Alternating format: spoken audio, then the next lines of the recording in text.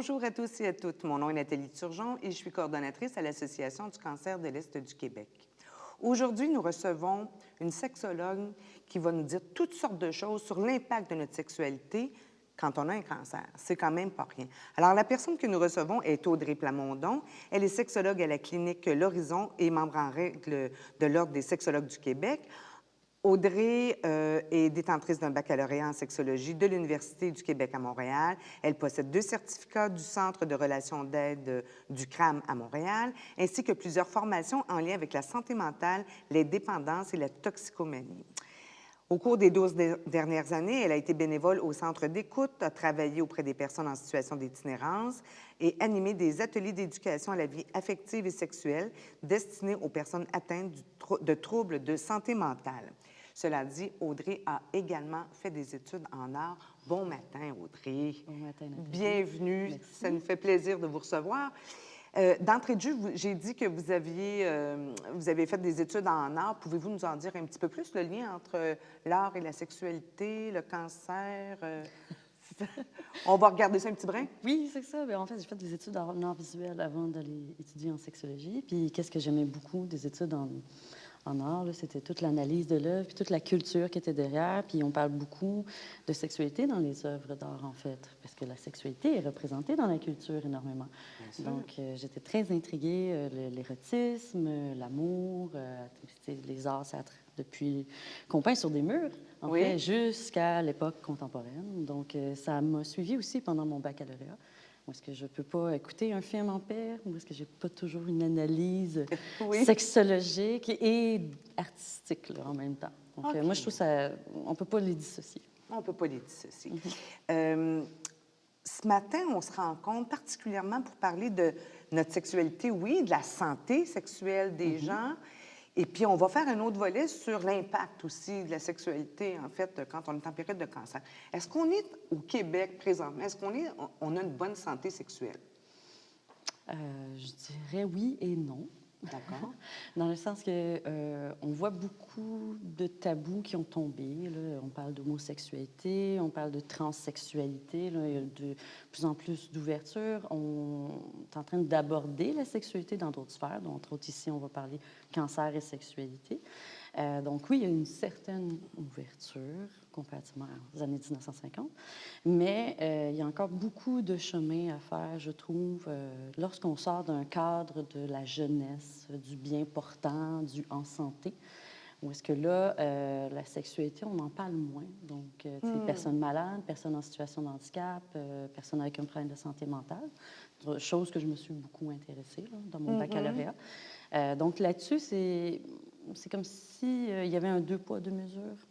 On parle beaucoup de sexualité jeunesse, mais on ne parle pas de sexualité vieillesse, par exemple. Oui, d'accord. Il y a des choses qu'on se dit ouvert à parler, mais il y a d'autres choses qui ont comme une pudeur à parler. Je ne dirais pas un tabou, mais par moments, je nous trouve encore pudiques, malgré l'hypersexualisation. Donc, on a comme un double discours avec la sexualité. On en parle d'une certaine façon, pas trop.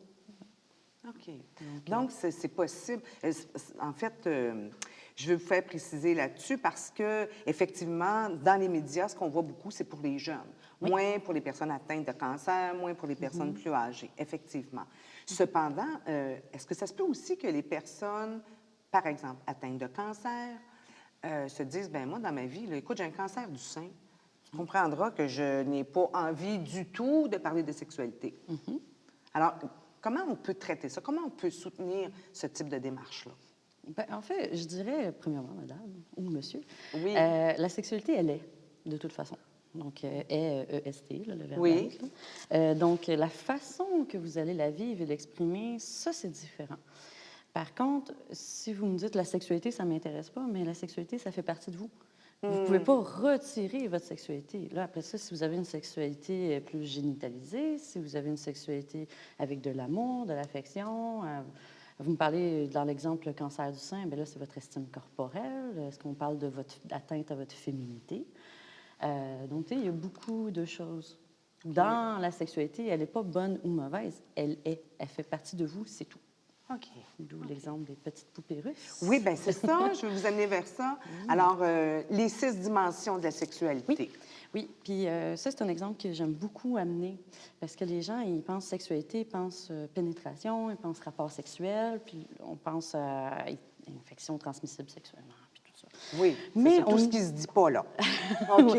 Oui, donc, mais on oublie de parler, en fait, de l'essentiel. Tu sais, tout ce qui est rattaché à vos organes génitaux, là, en fait, là, ben, c'est vous, votre être humain, tu sais, l'être humain en entier. Donc là, il y a 6 dimensions, puis on ne peut pas les diviser aussi facilement que dans la petite poupée russe, ça fait juste s'emboîter. Donc là, on va parler, bon, ben, qu'est-ce qui constitue votre morale ou la morale de la société. Donc, on parle de valeurs. Qu'est-ce que moi, je me permets ou pas de faire. En termes de gestes sexuels. En termes de gestes, mais aussi des fois de fantasmes. Tu sais, c'est pas nécessairement OK. un geste, mais qu'est-ce que je me permets de fantasmer. Donc déjà là, si moi, moralement, je me dis une personne malade, moralement, ça ne doit pas avoir une vie sexuelle, c'est pas correct, tu sais, on doit être en convalescence. Oui. Donc là, déjà là, on parle un peu là, de nos valeurs.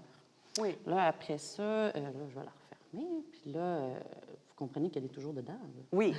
Oui, oui. Donc là, on va aller avec là, les plus, l'aspect qu'on parle cognitif. Là. Par exemple, là, qu'est-ce que je crois ou qu'est-ce que je crois savoir sur la sexualité? Là, on va parler, là c'est des choses que les gens aiment plus parce que c'est rationnel, c'est rassurant. Là, Oui. comment ça fonctionne, par exemple? C'est quoi des menstruations? Bien là, c'est de la biologie, là, Oui. c'est des faits. Puis il n'y a pas beaucoup d'espace à débattre. Là, c'est du savoir-faire. Par exemple, on va parler comment mettre un condom sur un pénis, ou comment faire une digue dentaire. Des Oui. choses comme ça, là, c'est des savoirs. OK. OK. Donc, Là, la morale et puis le cognitif, le- donc nos qu'est-ce- connaissances. Qu'est-ce qu'on sait? OK. Qu'est-ce qu'on a appris? OK. OK. Là, après ça, on a un aspect aussi qui est... bien, souvent, ils sont difficiles à diviser, là, la psychologie puis l'émotion. Là. Moi, je dis souvent plus psycho-affectif. Là. Oui. OK, donc, moi, quand on parle là, émotionnel, là, surtout dans un contexte de diagnostic de cancer ou pendant un traitement, là, ça va venir émotif. Là. J'ai peur, j'ai honte, j'ai de la tristesse, mais des fois aussi, il y en a qui vont... La joie ou le soulagement, c'est terminé, je suis en rémission, tu sais, Oui. des choses comme ça. Puis là, c'est pour ça que je dis que c'est difficile à distinguer là, quand on parle psychologie, parce que là, après ça, tout ce que je pense de moi, Oui. tout ce que j'entretiens comme croyance sur moi ou sur les autres. Là, on ne parle pas de savoir. Là. Oui. On parle d'une croyance. Là, quand vous me donniez l'exemple de la femme avec le cancer du sein, bien, écoute bien, moi, on n'en touche pas la sexualité, là, c'est fini pour moi. Bien, Oui. ça, c'est plus du domaine, un peu plus de la croyance, là, qu'on pourrait dire. Fait que là, après ça... Est-ce que ça parle des préjugés? Je m'excuse. Oui. Est-ce que ça parle des préjugés aussi Oui, à ce moment-là? oui. Quand- Alors, là, je vous parlais d'une femme, je m'excuse. Je vous parlais d'une femme, mais on sait, par exemple, dans la population, entre autres dans l'Est du Québec, il y a eu des études de fait là-dessus. Il y a les hommes particulièrement qui ont le cancer de la prostate ou le cancer des testicules se font moins traiter. C'est un peu moins vrai dans les 4-5 dernières années, mais c'était vraiment tabou. Est-ce que, parce que la peur de ne pas avoir d'érection par la suite, de ne pas satisfaire sa partenaire, etc., on est dans ce giron-là? Là? Oui, parce OK. que comme dans les petites poupées qui s'emboîtent une dans l'autre, mais Oui. c'est sûr que quand il y en a une qui est impactée, ça va toucher toutes les autres. Donc, c'est pas Oui. la sexualité, là, c'est pas un sillon unique qu'on peut déposer, mettre dans son tiroir pendant les traitements, puis qu'on va remettre après. OK. C'est là. Donc, moi, si je crois que parce que je suis un homme qui va avoir une opération pour un cancer de la prostate, je ne suis plus homme, je suis moins homme, j'ai été atteint dans ma virilité, par exemple. Bien là, après ça, l'idée d'aller vers ma partenaire ou mon partenaire, bien là, ça va être plus limitant. Tu sais, Oui, ça va être plus difficile. L'élan sera moins là, où je vais peut-être être plus rejetant, Oui. fuir, évitant. Tu sais. Donc là, tu sais, c'est pas toujours super conscient non plus pour la personne. Tu sais. OK. Je comprends que c'est dérangeant, mais c'est pas toujours hyper clair. Puis c'est toutes les inquiétudes alentour de ça. Effectivement. Tu sais, l'inquiétude va avec les croyances et va aussi avec l'émotionnel. C'est pour ça que c'est dur à Oui, diviser. Hein, OK. tu sais. Moi, je crois en quelque chose qui peut être erroné, mais cette croyance-là m'amène de la tristesse, du désespoir. Donc, tu sais, des fois, on va travailler sur des croyances pour travailler sur les émotions, tu sais, puis, ou l'inverse, travailler sur les émotions, puis on va travailler sur les croyances, tu sais. OK. Donc, c'est vraiment des vases très communicants, là. OK, ça va. Donc, le côté moral, le côté cognitif, connaissance, la relation avec les autres, les croyances. Oui. Puis là, on arrive, on arrive à de la biologie, que souvent en traitement, c'est un peu plus ça qu'on va parler. Donc là, on va parler des fonctions. Donc là, c'est sûr, dans le cadre d'ici, on va parler des fonctions sexuelles. Là. Oui. Donc là, ma capacité là, à avoir une érection, à avoir des menstruations, à lubrifier. Mais Oui. aussi, il y a tout un système hormonal qui est lié à ma sexualité, que parfois, le cancer vient impacter directement. Vous aviez dit un cancer des testicules ou un cancer des ovaires. Bien, c'est deux glandes qui produisent les hormones. Donc, les hormones testostérone, oestrogène. Puis après ça, dans le cerveau aussi, on a d'autres glandes qui vont produire d'autres hormones. Puis ça, c'est nos hormones sexuelles. Puis dans des traitements, des fois, bien, on n'a pas le choix d'arrêter des bloqueurs d'hormones parce que le cancer il est stimulé par une hormone, des fois. Donc là, c'est sûr que ça va avoir un impact sur le corps au complet. Les gens pensent, organes génitaux. Mais non, tu sais, ça peut avoir des impacts sur ma sensibilité au sein, ma peau, tu sais, mes émotions. Tu sais, Oui. ça régule beaucoup de choses, en fait. Donc là, en traitement, on va parler beaucoup du corps en général, mais des fois, on va oublier de parler de sécheresse vaginale, par exemple, tu sais, d'incontinence, Oui.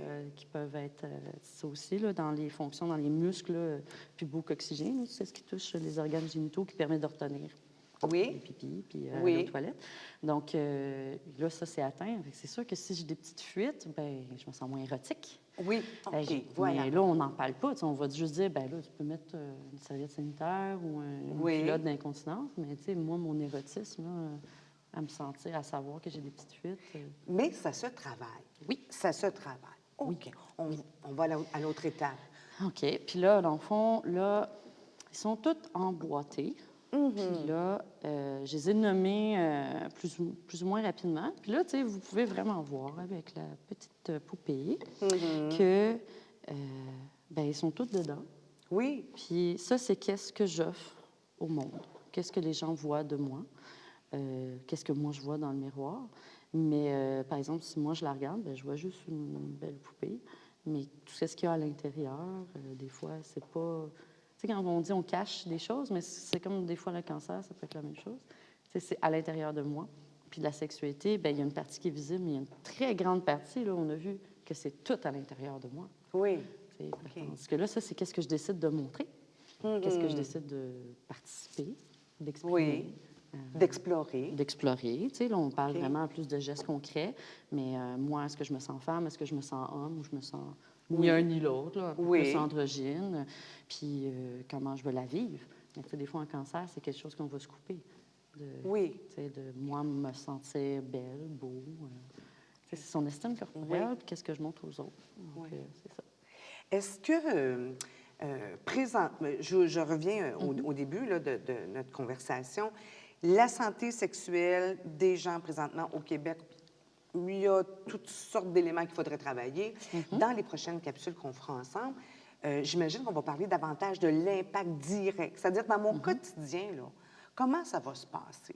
Parce qu'évidemment, puis je trouvais ça intéressant, j'ai tous mes préjugés, j'ai toutes mes croyances, mais où je peux aller chercher de l'information pour que ce soit révélateur, pour que je puisse, dans le fond, mieux me développer à ce niveau-là ou mieux être plus satisfait dans ma vie? Bien, je pense que c'est une des premières personnes, si on est en couple, c'est de discuter avec son partenaire ou sa partenaire. Déjà là, c'est une première source de réconfort, qui peut aider à se comprendre, pas s'isoler. C'est sûr, après ça, il y a le corps médical. Demander à parler avec un infirmier. Des fois, le préposé ou la préposée peut avoir une ouverture. Les médecins traitants qui peuvent répondre à des questions si on a des inquiétudes sur des réactions de notre corps ou des réactions possibles. Après ça, bien, la Société canadienne du cancer a fait des livrets qui portent sur la sexualité et l'intimité pendant le cancer, les traitements, l'avant, le pendant et l'après, qui peut être intéressant à lire aussi pour le conjoint ou la conjointe. Donc, on peut faire du référencement, en fait, aussi. Oui, vous pouvez venir me consulter aussi. Excellent. Mais je peux comprendre que pendant un traitement, on ne veut peut-être pas aller maintenant consulter un sexologue. Donc, il faut prendre un petit entretien. On se donne un temps, puis on va chercher l'information qu'on peut, qu'on a sans l'énergie, puis après ça, On peut aller. Merci beaucoup. C'est la fin de notre chronique aujourd'hui. Merci infiniment. Vous pouvez revoir sans problème cette capsule dans les prochaines semaines. Merci. Au revoir.